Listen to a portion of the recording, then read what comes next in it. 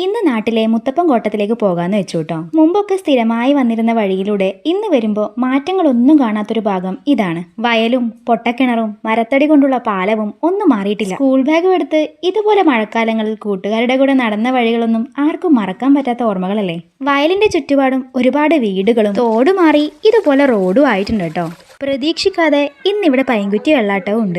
ഓണം കഴിഞ്ഞുള്ള പുത്തരിക്ക് മുത്തപ്പൻ വെള്ളാട്ടവും പ്രസാദ ഊട്ടവും ഉണ്ടാകും. മേടമാസത്തിൽ വിഷു കഴിഞ്ഞ് 2 ദിവസം ഇവിടെ തിരുവപ്പന വെള്ളാട്ടം ഉണ്ടാകാറുണ്ട്. തലേന്ന് മുത്തപ്പന്റെയും ഗുളികന്റെയും വെള്ളാട്ടവും പ്രസാദ ഊട്ടും, പിറ്റേന്ന് പുലർച്ചയോടെ തിരുവപ്പനയും മുത്തപ്പനും.